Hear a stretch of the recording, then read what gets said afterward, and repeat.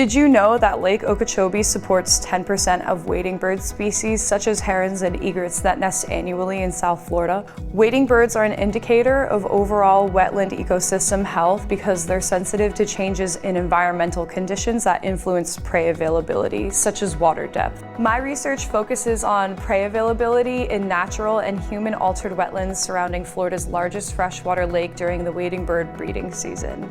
I collect data on aquatic prey availability to understand how water management affects foraging habitats, particularly changes on Lake Okeechobee. I then compare current and historical data across regions to see how management on Lake Okeechobee affects wading bird populations and their ability to forage.